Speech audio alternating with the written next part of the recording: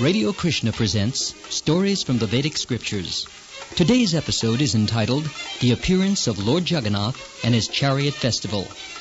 It is based on articles that appeared in Back to Godhead magazine, which was started by His Divine Grace A.C. Bhaktivedanta Swami Prabhupada, founder and spiritual guide of the International Society for Krishna Consciousness. Your narrator is Amal Bhakta.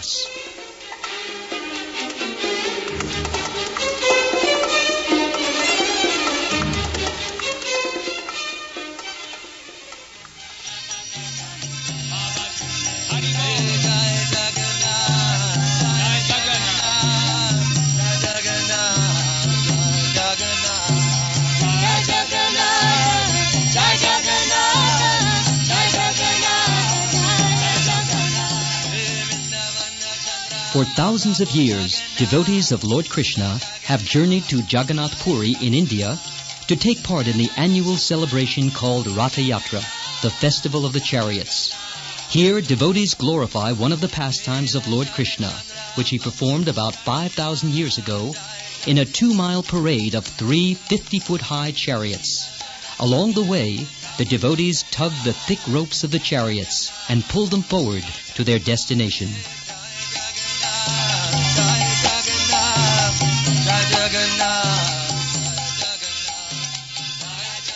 In recent years, the International Society for Krishna Consciousness has been perpetuating this ancient tradition.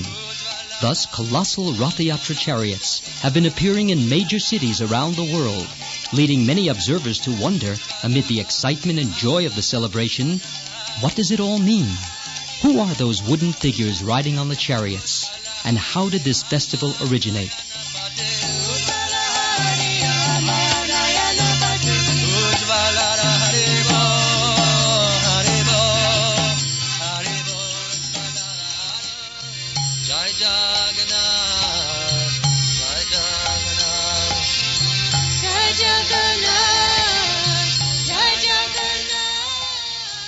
Although Lord Krishna is the origin of the entire cosmos, he regularly appears within it, playing the part of a human being, while at the same time exhibiting the powers and opulences of his supreme position. The purpose of his pastimes on earth is to re-establish the essence of all religious principles, namely, unalloyed love of God. Jai Balade, Jai Subhadra, Jai Balade. At one time, Lord Krishna, accompanied by his brother Balaram and his sister Subhadra, visited Kurukshetra, a holy site in north-central India. They did so to observe the ancient Vedic custom of bathing at a holy place during a solar eclipse. On this auspicious occasion, many great devotees of the Lord, who had been separated from him for many years, were reunited with him. Foremost among them were the villagers of Vrindavan, where Krishna had spent his early years before he had left to live as a king in the opulent city of Dwarka. During Krishna's absence from Vrindavan, the devotees there, especially Srimati Radharani, his most beloved devotee, always thought of him and longed for his return.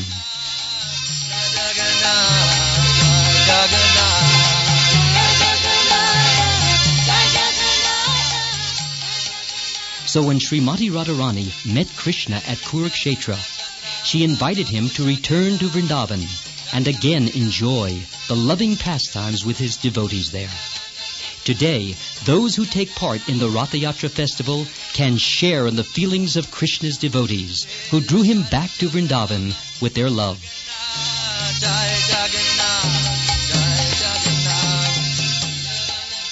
Each of the 3 chariots bears a wooden statue of either Lord Jaggannath, also known as Krishna, Lord Balaram, his brother, and Subhadra, his sister. Although these forms are made of wood, they are not idols, false or imaginary objects of worship, but are authorized incarnations of the one God, who consents to appear in such forms at the request of his pure devotees.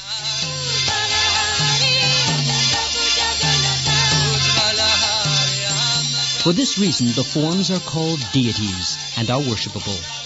They accept the worship and service of the devotees, and in return, bestow their merciful blessings on them. Such blessings result in the devotees developing more love for them, which then enables the devotees to become free of the bondage of this material world and finally return home, back to Godhead or the Lord's abode.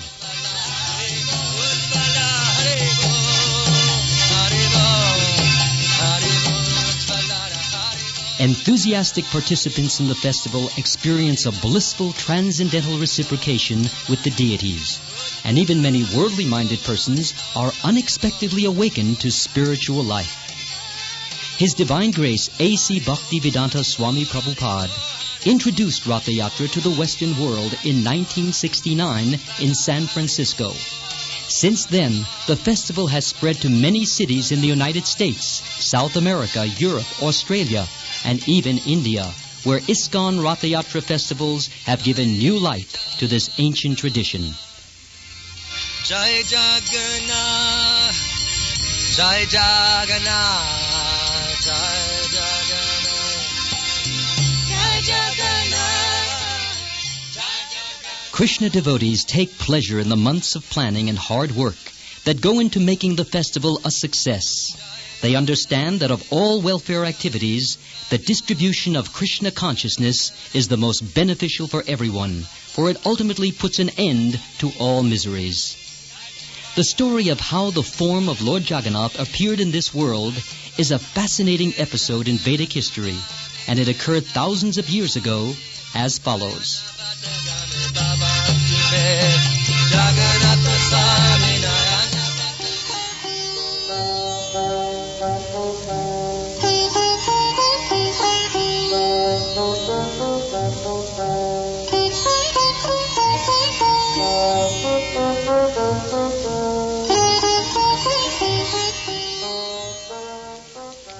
King Indradyumna was a great devotee of Lord Vishnu and was very eager to meet him face to face.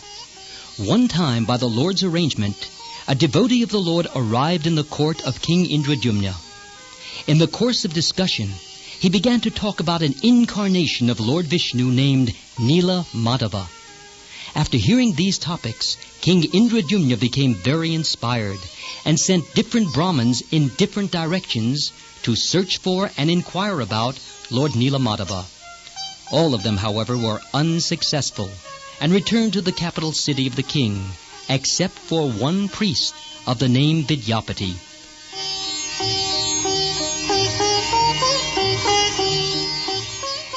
After wandering in many places, Vidyapati finally came to a district whose population was of a non-Aryan type, called Shabra. There he took shelter in the house of a man named Vishvasu. When he arrived, the master of the house was not there, but his young daughter Lalita was there alone. In a short time the master of the house returned and instructed his daughter to render all service needed for hospitality to the Brahmin guest. For some time Vidyapati stayed there, and later, by the special request of the Shabra, he married the Shabra's young daughter.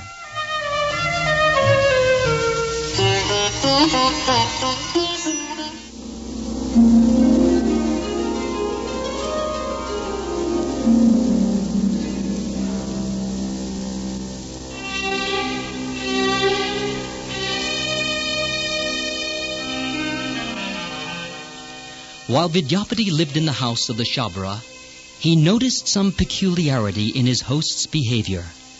For every night the Shabra would go out, and on the next day at about noon he would return to the house, scented with various fragrances such as camphor, musk, and sandalwood.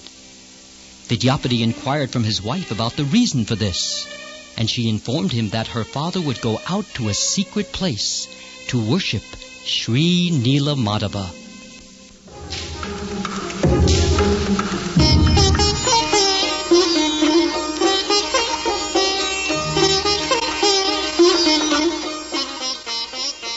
After that day, Vidyapati's joy knew no bounds.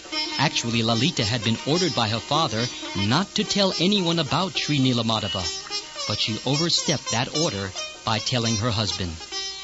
Vidyapati immediately became eager to see Sri Nila Madhava. Finally, one day, by the repeated request of his daughter, Vishvasu bound the eyes of Vidyapati and took him to see Sri Nilamadava. As they were leaving, Vidyapati's wife secretly bound some mustard seeds in the border of Vidyapati's cloth. And so, while passing on the path, he threw them down to mark the way. When they reached Sri Nilamadava, the Shabara removed the blindfold, and Vidyapati, seeing the unprecedented beauty of the deity of Sri Nilamadava, began to dance in ecstasy and offer prayers.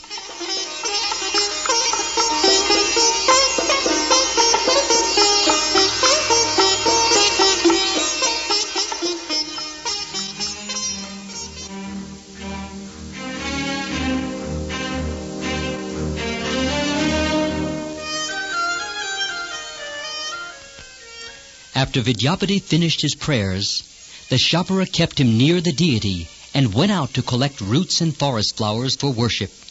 While the Shabara was out, Vidyapati witnessed an astounding thing.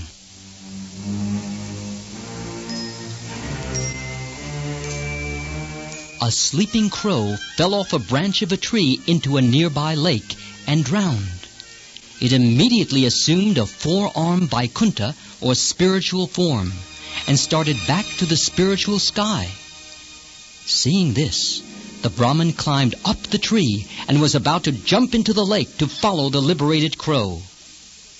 But as he was about to jump, a voice in the sky said, "O Brahmin, since you have been able to see Sri Nilamadava, you should, before all else, inform King Indradyumna." Thus the Brahmin climbed down from the tree and waited.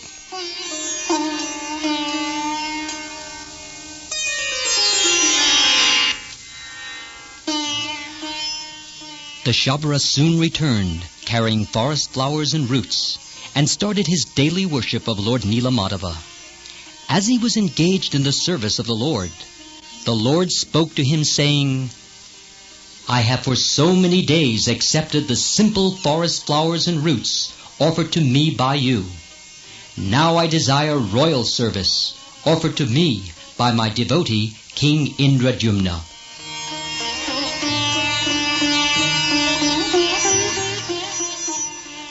When the Shabara heard this, he thought, "I shall be cheated from the service of Sri Nilamadava." Therefore he bound his son-in-law Vidyapati and kept him in his house. After a time, however, at the repeated request of his daughter, he freed the Brahmin and allowed him to go. The Brahmin then immediately went to King Indradyumna and informed him of the discovery.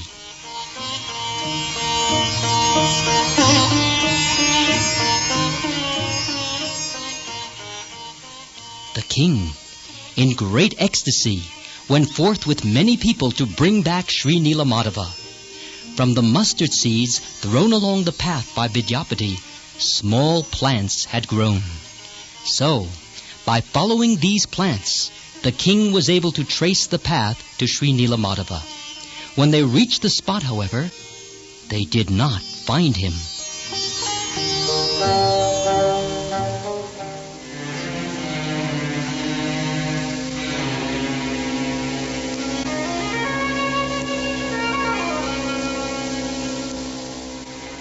Not being able to see the beautiful form of the Lord, King Indradyumna besieged the village of the Shabaras and arrested Vishvasu.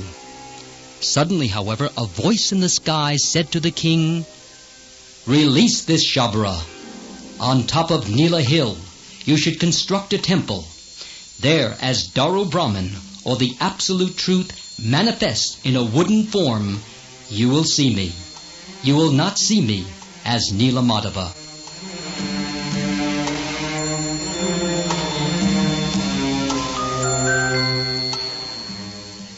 The holy abode of Sri Kshetra, or the city of Puri, is in the shape of a conch, and in the navel of that conch, the king established a town of the name Ramakrishnapura and constructed the temple.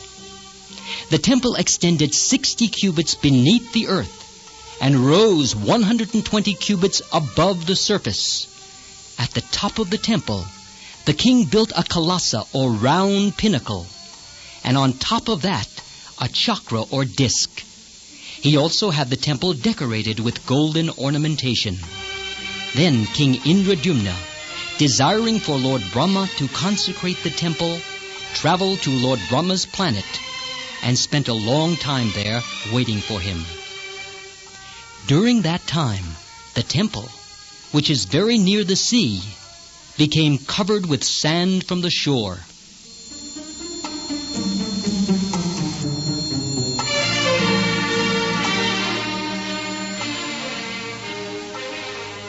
When King Indradyumna was away, first Suradeva and then Galamadava presided as the kings of that area.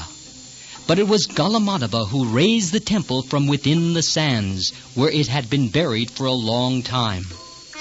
Shortly after the temple was uncovered, however, King Indradyumna returned from Lord Brahma's abode. Indradyumna claimed that he had constructed the temple, but Galamadava put forward the claim that he was its constructor. Nonetheless, in a banyan tree near the temple lived a Busandi crow who had been living through many ages, constantly singing the name of Lord Rama. From his abode, on the branches of that banyan tree, the crow had seen the whole construction of the temple.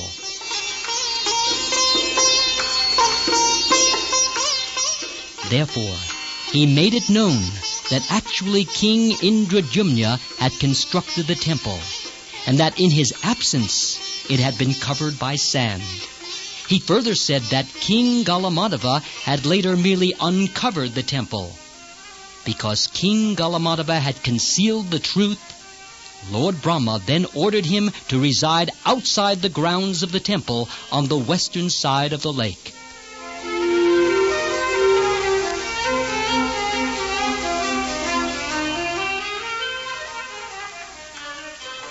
Indradyumna then prayed to Lord Brahma to consecrate the temple and the surrounding area known as Sri Kshetra, which gives the highest type of liberation. But Lord Brahma said, "This Sri Kshetra is manifested by the Supreme Lord's own internal potency, and the Supreme Lord manifests himself. Therefore it is not within my power to install the Lord here. Lord Jagganatha and his abode are eternally situated in this material world by his own mercy. Therefore I shall simply place a flag on the top of the temple and give this blessing. Anyone who from a distance sees this flag and bows down, offering his prostrated obeisances, shall easily become liberated."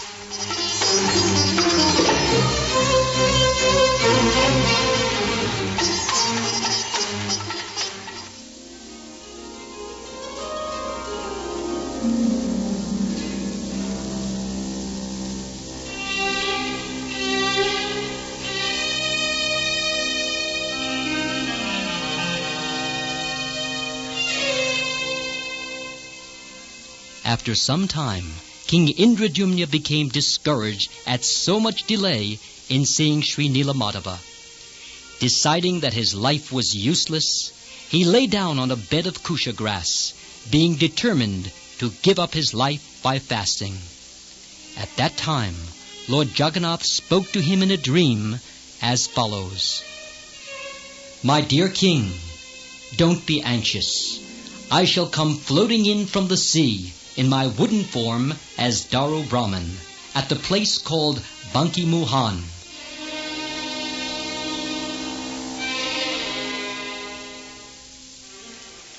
With a company of soldiers, the king then went to that place and saw on the shore a huge piece of wood marked with a conch, disc, club, and lotus.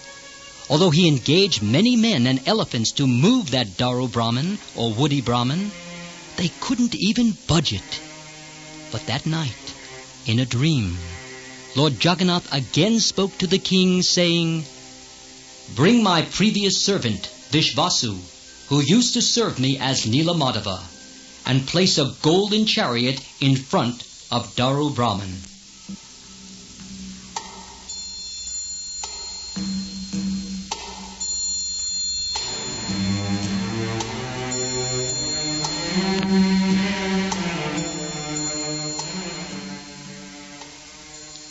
the king began to work according to the instruction of that dream. He brought the Shabra Vishvasu and put him on one side of Daru Brahman, and on the other side he put the Brahman Vidyapati. Placing a golden chariot before the Daru Brahman, he then started kirtan, chanting of the holy names of the Supreme Lord. Next, the king caught hold of Daru Brahman and prayed for the Lord to mount the chariot. Daru Brahman was then easily placed on the chariot and taken to an appointed place.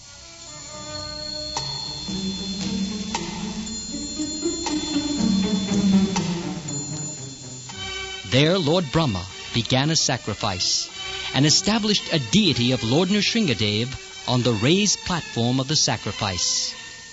It is said that the place where the present temple stands is the place where the sacrifice was performed, and that the Nrsinga deity now standing at the western side of the Mukti Mandapa in the temple compound is that original Nrsinga deity.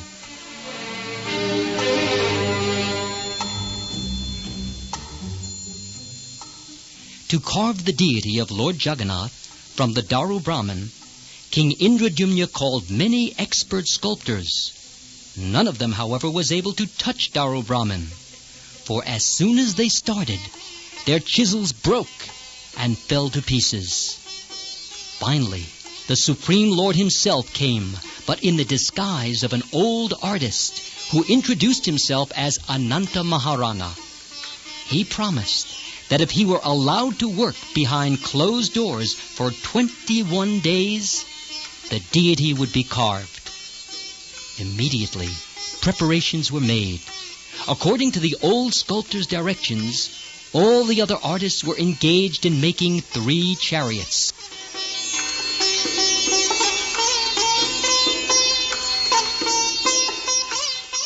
After making the king promise that the sculptor would reside alone, and the king would not open the doors of the temple even slightly before the 21 days had elapsed, the old sculptor then took Daru Brahman into the temple and closed the doors.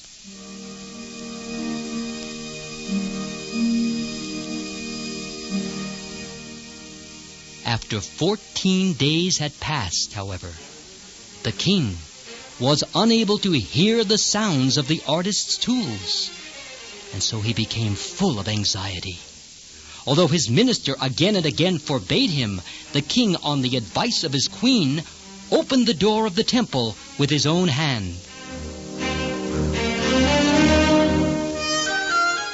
Inside, the king did not find the old sculptor, but instead he saw that Daru Brahman was manifested in 3 forms, as Lord Jagannath, Lady Subhadra, and Lord Balaram. Going forward in front of these 3 deities, he saw that their fingers and toes were unfinished. The king's wise minister then informed him that the architect was none other than Lord Jagannath himself, and that because the king had broken his promise by opening the doors 7 days too soon, Lord Jagannath had manifested himself in that way.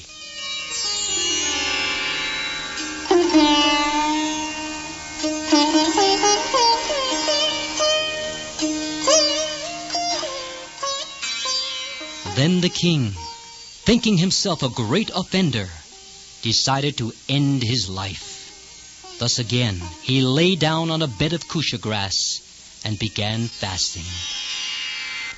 When half the night had passed, Lord Jagannath appeared to the king in his dreams. The Lord said,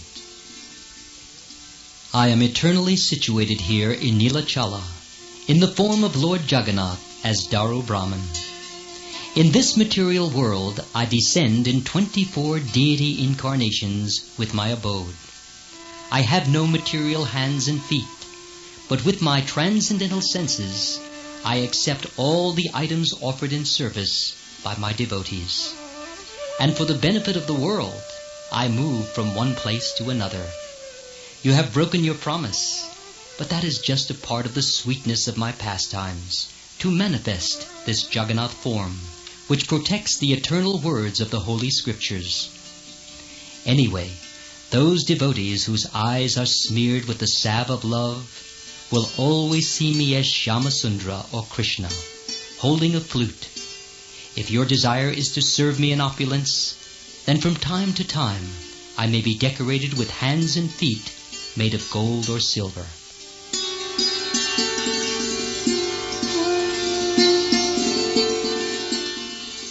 The descendants of Vishvasu, who used to serve me as Nilamadava, should generation after generation serve me. They may be called my Dayatas. The descendants of Vidyapati, born from his Brahmin wife, should perform the deity worship for me. And his descendants, born from his Shabari wife, Lalita, should cook my food. They shall be known as Suyadas.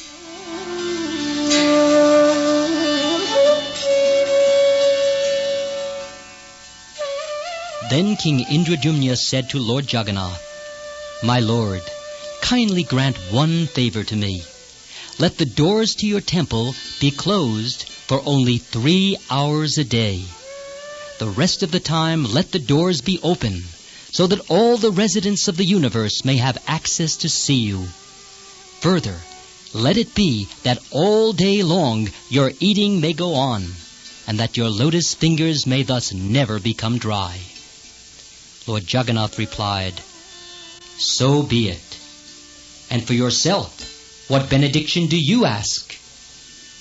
The king replied, "So that no one in the future will be able to claim your temple as his own property, I desire to be without descendants.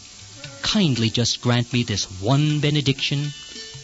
Lord Jagannath replied, "So be it."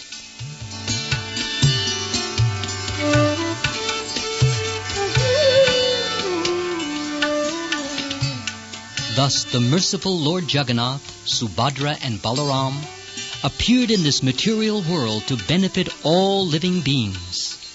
But what is the benefit they bestow?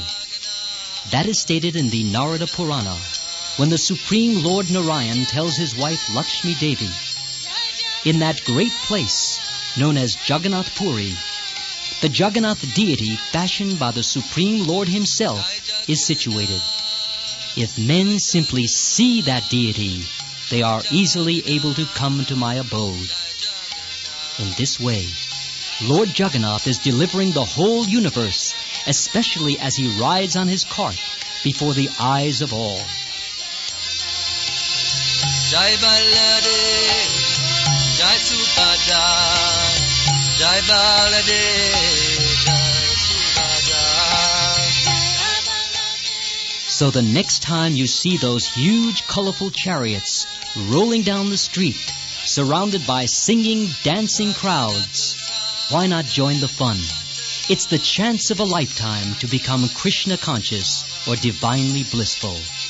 Hare Krishna, Krishna Krishna, Hare Hare, Hare Rama, Rama Rama, Hare Hare.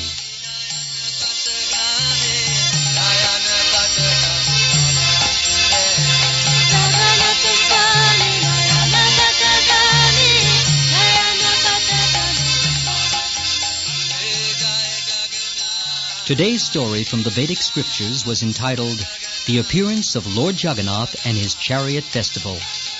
It was presented by Radio Krishna at the KHQN studios in Los Angeles. The material was based on articles that appeared in Back to Godhead magazine, which was started by His Divine Grace, A.C. Bhaktivedanta Swami Prabhupada, founder and spiritual guide of the International Society for Krishna Consciousness. Your narrator was Amal Bhakta, and the engineering and musical selections were under the direction of Vaibhavi Devi Dasi.